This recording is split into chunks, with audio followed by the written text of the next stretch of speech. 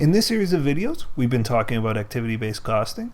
In the first video, I went over some concepts around activity-based costing. In the second, we started a problem, and we actually didn't do any activity-based costing in part one, but now we're going to do part two, and we're going to look at activity-based costing for this company. So let's go back up to the question, and we've done part one. We've computed the predetermined overhead rate as well as the unit product cost.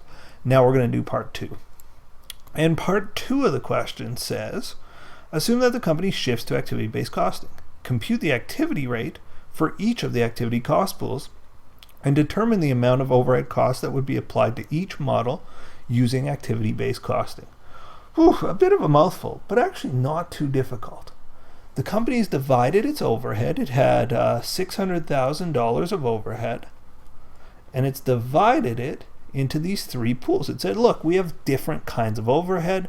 We want to say that they have different drivers, and we're going to treat them all different. And so it has these three types of overhead. But you can see if we add up 150 plus 90 plus 360, it is still $600,000 in overhead, same as before. And they've just sort of said, we're going to split it up differently. So rather than taking all of our overhead and dividing it by the number of labor hours, we want to look at it in different terms. So they're saying our parts overhead, we want to divide by the number of parts and say the parts are our cost driver. For product testing, it's the number of tests, and for for factory, it's the number of machine hours. So let's do a bit of math here, and let's get an overhead rate for each of these areas. 150 divided by 1,000 equals $150 per part. And again, the math there is 150,000 divided by 1,000. So again, our estimated overhead divided by our estimated base. But rather than doing one overhead rate, we're going to do one for each. So again, estimated MOH divided by estimated total driver of MOH. So the number of parts drives our parts overhead. The number of tests drives our test overhead. So our overhead for tests is $90,000 divided by 500 tests. 90,000 divided by 500 is, I'm not sure. Let's see, $180, I believe. 180 bucks per test. General factory overhead, $360,000 divided by 5,000. 360 divided by 5,000. I gotta use a calculator. I'm gonna get this wrong. 360 divided by 5,000. I shouldn't do math in my head. It is 72. That would have been my guess. Honest. $72 per machine hour. Okay, so we've computed our activity rates now. We said, okay, for parts, it's 150,000 over 1,000 parts. It's $150 a part. So if I have a job that takes 3 parts, I'll charge it $450. Product testing, 90,000 divided by 500 tests, $180 per test. Well, if I have a product that I have to test once, that's $180, I'll charge the job. Machine hours are $72 per machine hour. So rather than using one overhead rate, we're going to use 3. So now, and so to answer our questions, we are doing part 2. It says compute the activity rate for each of the activity cost pools. Done, right? It's 150 per part, 180 per test, and 72 per machine hour. Now it says determine the amount of overhead costs that would be applied to each model using activity-based costing. All right, so what we want to say is, okay, if the Z100 actually we do 250 parts related to the Z100, and the cost is $150 a part, how much of the cost will land on the Z100? And it's 250 times 150. We'll do the same for the Z200. It'll be 750 times 150. And we're just going to do a big chart figuring out which costs go where. So that's our next step. That's the conclusion to part 2A, and we'll do it on a little blank sheet here. So 2A, and I'll just reiterate the activity rates were 150 per part, 180 per test, and 72 per machine hour. So now let's look at our Z100 and our Z200. 200, and our Z100 had 250 tests.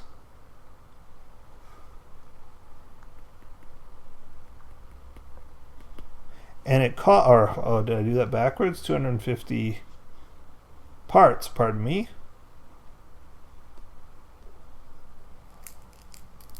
Let me erase that.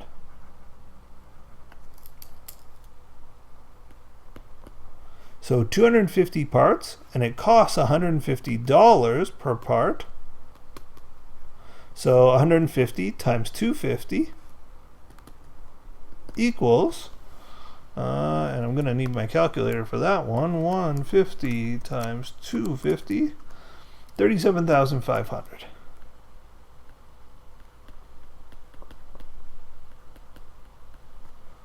Now for our Z200, we said we had 750 parts. So I'm going to multiply 150 times 750. So 150 times 750 equals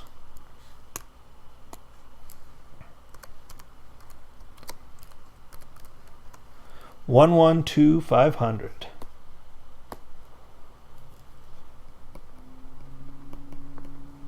All right, so far so good. Now let's do it with our tests.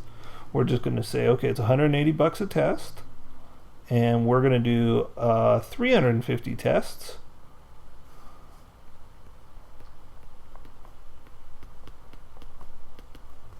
So 180 times 350 is 63,000. And for the Z200, it took 150 tests. So 180 times 150 equals, oops, the wrong thing there. 180 times 150 is 27,000.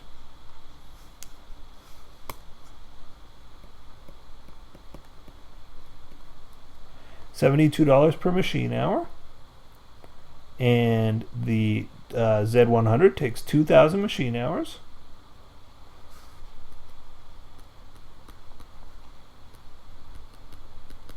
So 2,000 times 72, I think it's 144,000, but I'm feeling insecure. 2,000 times 72, yeah, it is for sure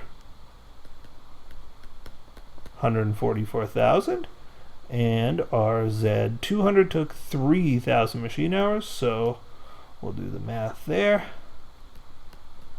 3,000 times 72, 216,000 machine hours, I do believe. So we've got our overhead, and we said this is how much overhead the Z100 should take, and this is how much overhead the Z200 should take, but we got to total it. So let's total the overhead. So let's again pull out the calculator tool.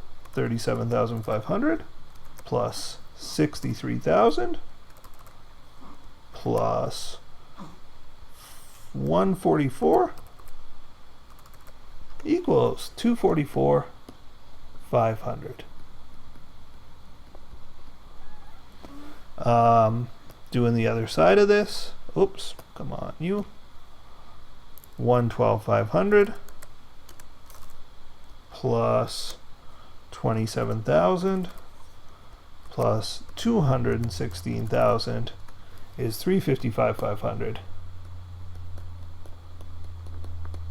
And a little trick you can do here is just add these up, and they should total our estimated overhead.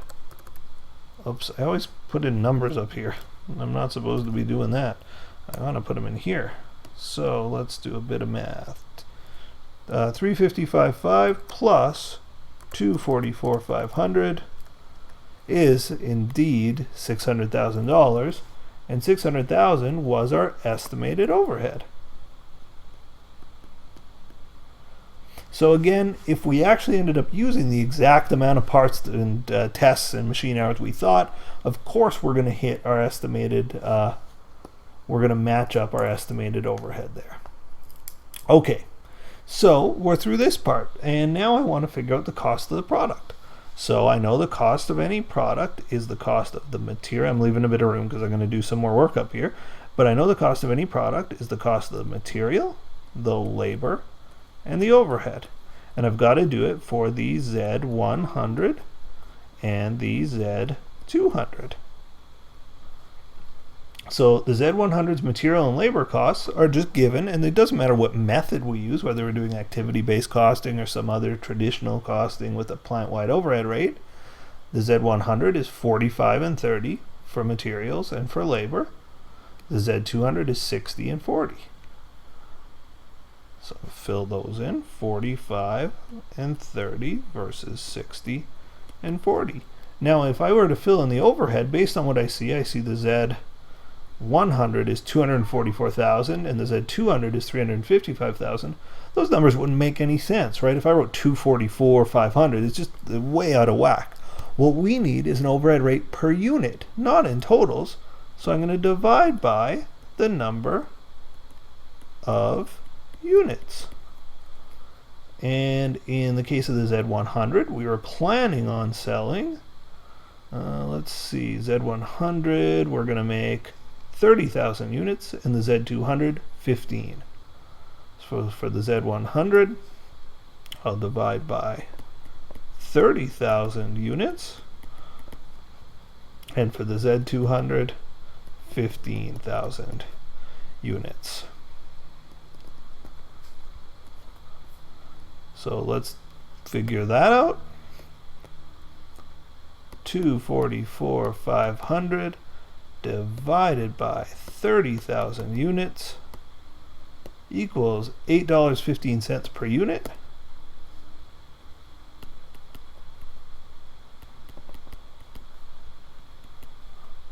And for the Z200, 355, 500 divided by 15,000 units equals $23.70 per unit. So when I add these together, or when I combine these into my chart here, $8.15 per unit of Z100, $23.70 per unit of Z200. I'm going to total this all up. 60 and 40 and 23 is 123.70. 45 and 30 and 815, 83.15. I always like to put dollar signs at the top and bottom, and I'll double underline this bottom. It's cost. Okay, so we've completed part 2 of the question. We figured out the cost of the per unit of the product. Not just the MOH cost to be applied, but the actual cost per unit. And the costs are $83 for the Z100 and just about $124 for the Z200. Now what you find here is the numbers are different, right? The Z200 under traditional costing only cost us $116, and the Z100 only cost us $87. Now the Z100 costs us less, and the Z200 costs us more under activity-based costing. So something that we want to figure out, and actually it's gotten at in question 3. Question 3 says, under traditional costing, is the model Z100 overcosted or undercosted, and by how much? Well, let's see. Under traditional costing, the Z100 costs $87. Under activity-based costing, it costs $83. So under traditional costing, costing $87, I would call that overcosted. It costs about $4 too much. So under traditional costing, we would say that the Z100 is over costed, and the amount is actually not $4, but it's $385. And that's just the difference between $87 and $83.15. 87 minus $83.15 is $3.85. Now let's answer the next part of the question. Under traditional costing, is the Z200 overcosted or undercosted? By how much? Well, the Z200 costs $116 under the old method, and 123.70 under the new method. The difference is $7.70. I've got to say, is it overcosted or undercosted under the old method? Well, it was 116 before. We do the new, more accurate method. It's 123. The Z100, or Z200, pardon me. Let me erase that. The Z200 is undercosted by $7.70. Now, that's it. That's kind of the end of the question. If a company has a really miscosted product, it's going to result in some bad decision making, right? In reality, if they were using this system and they thought the Z200 cost them $116, that would mean they would think the Z200 is more profitable than it really was. And conversely, they would think the Z100 was less profitable than it really was. And that has real world implications.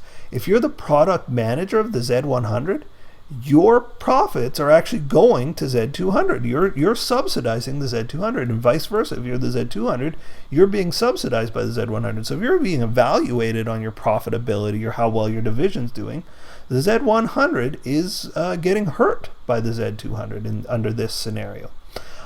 It can also affect a pricing decision. You know, we could misprice a product, but having wrong cost information is really alarming and really problematic.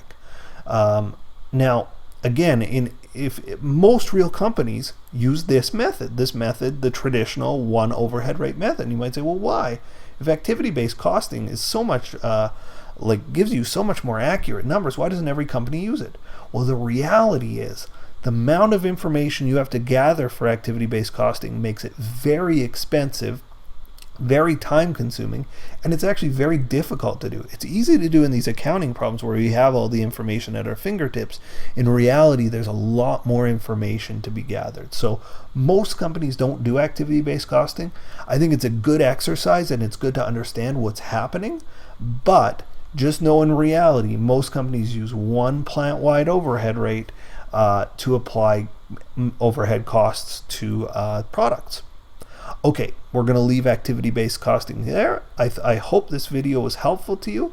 That's it for this time, and stay tuned for our next batch of videos.